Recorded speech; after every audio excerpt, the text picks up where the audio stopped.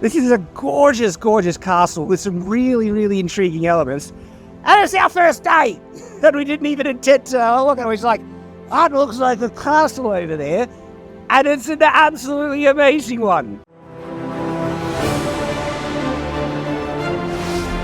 Shadiversity. So it's finally happening. We're in the car on our way to the airport to then fly to the UK. I am here with my wonderful wife, the lady. And I am trying to film while he's driving. So you've got a good old close-up because we're in a little car. Yes, we're in a little car as we're on the way to the airport. And so I have interesting feelings on this trip. This trip has been, on its way for a while. It was going to happen sometime in my life, and this is it. And I have always, from a very young age, been entranced and intrigued by, of course, the medieval period. You might have guessed by the type of things on the channel. Even more so, I guess, in the last several years, as I've really been diving into medieval history on Shadiversity and stuff, I have felt a connection to my British heritage in that sense. This is the land of my ancestors, and so I feel like there's a connection there. There's something, and I don't know what I'll feel like when I land there, if I will feel that connection or not. Maybe I'm reading too much into it. But I know it's going to be absolutely wonderful to be in a place that has such incredible history and see things that I have watched through screens my entire life and studied in depth. There are castles I've studied a lot of. We're going to be going to Corfe Castle, amongst others, Caernarvon, Caerphilly, going to go to Bodiam, of course, Tower of London. I've studied so many of these things, so many of these castles. And to be there in person is going to be surreal for me, so I'm really looking forward to that.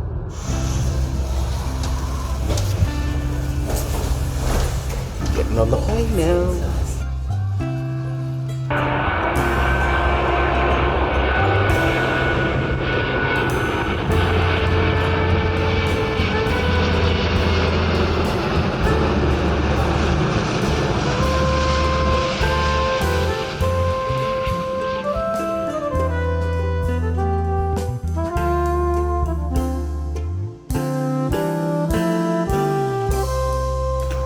So that is one 13-hour flight down, and there's another 12-hour flight to go.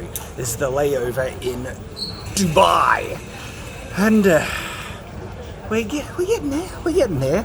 And look, you can't really complain. It was a comfortable enough flight. Didn't really sleep well though. But halfway done.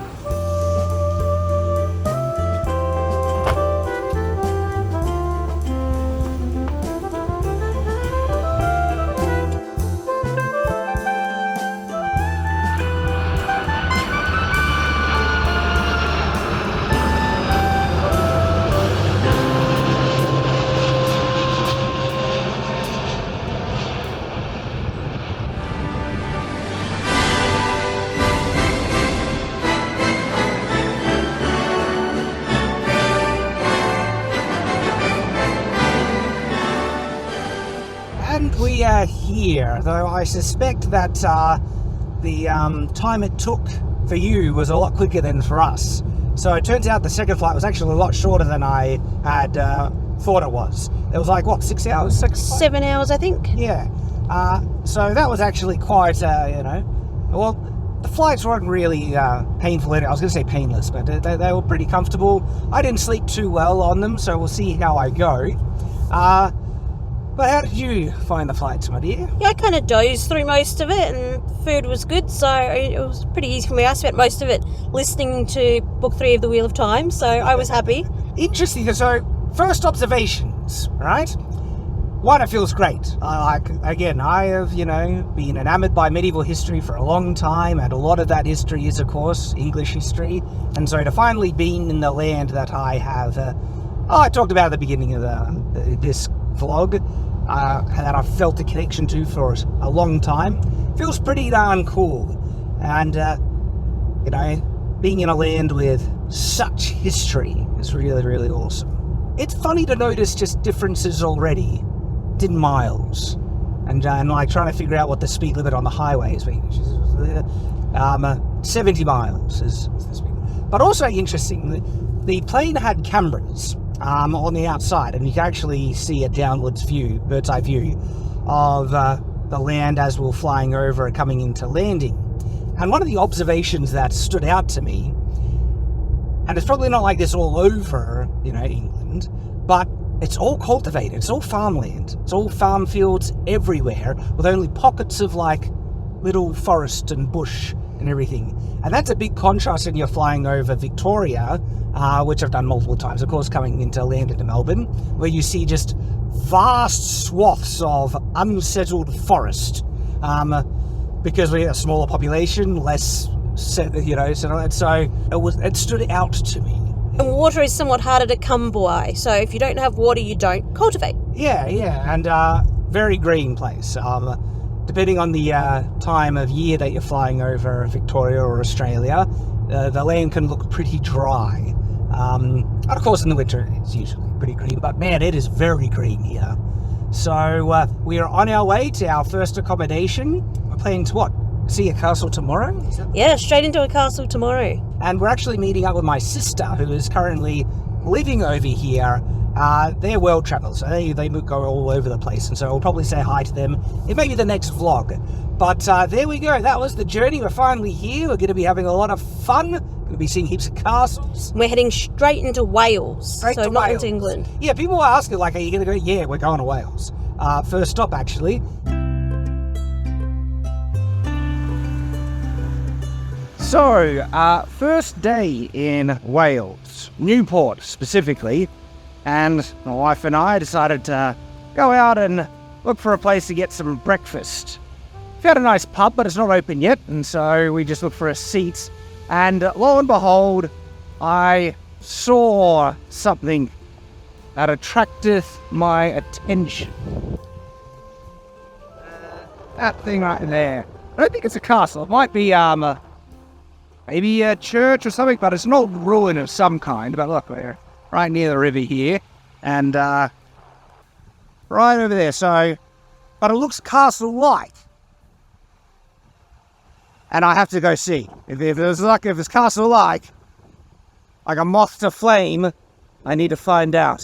This could be my first castle I get to see here in Britain. This is Newport Castle. So my first castle, we just come upon, by accident. And it is actually amazing. Look at the size of this archway here. I mean, I really want to get a closer look, but it's all behind a gate. For obvious reasons, it's not in the best of condition. But, oh my gosh, guys. I'm at my first castle. Look at that. Look how incredible that is. So right outside the castle, there's this model right here showing what it looked like in the past. And it's actually a gorgeous little design with a central gatehouse. We've got two flanking towers on the side and basic wall ringing around it. So going off of this model, when we look at the castle, that must be actually the central or the primary gatehouse right here. From the model, it actually looked like this was connected to another section of building that came out, and we can see a roof line right up there. Do you see this roof line right here?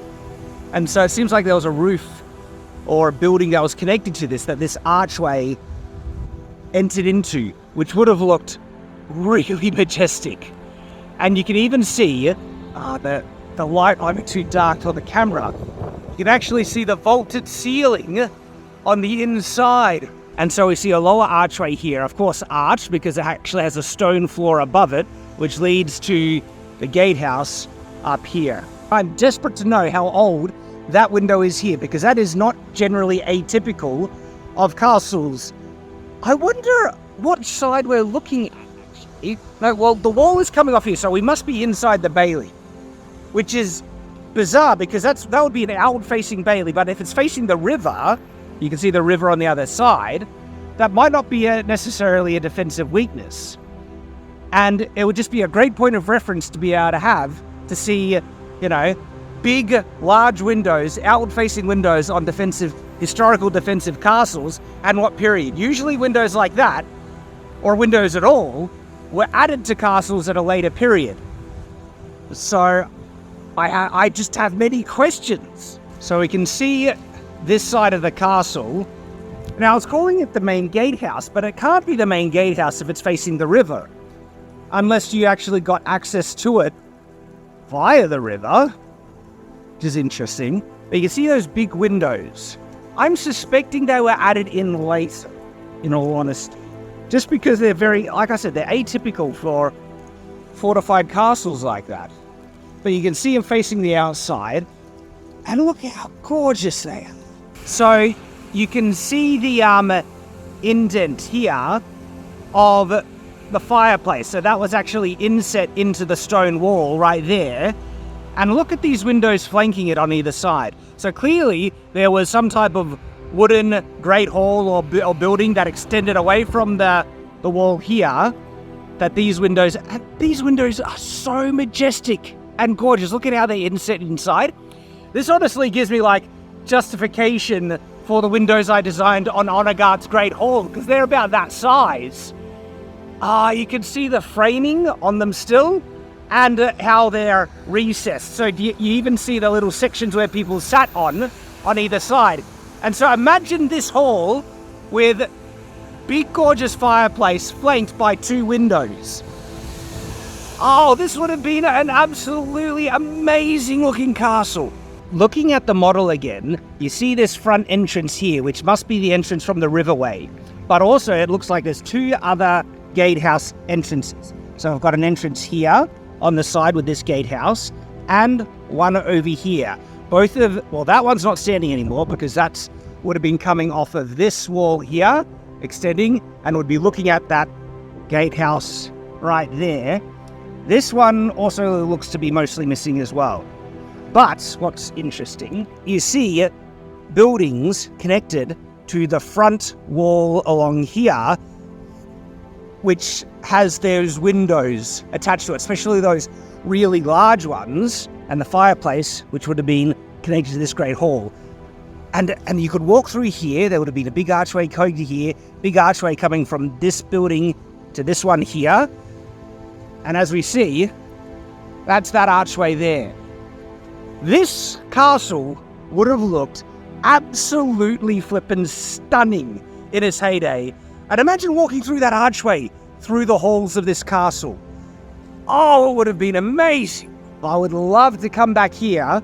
Or thinking of actually emailing maybe the council or local area, see if we could get access, because there's a walkway right over there. See there?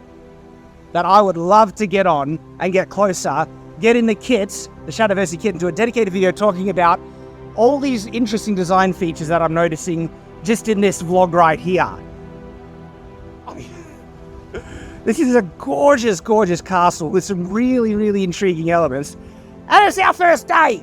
And we didn't even intend to look at it. It's like, that looks like the castle over there.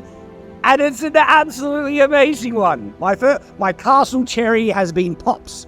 Oh, wow. And when you think about the history of what's happened in these buildings as well, it's just amazing. If you look closely at the archway underneath, you can even see access for the portcullis. So that means that maybe this was the more primary entrance and primary access was via the river.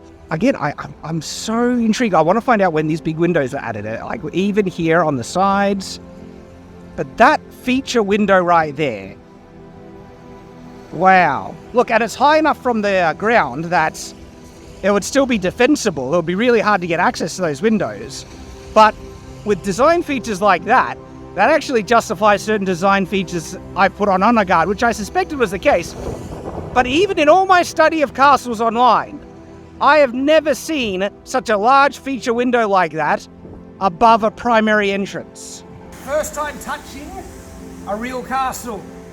This is like, depending on the period, this is like 700 to 800 year old stone right here. It's part of the wall of Newport Castle right here.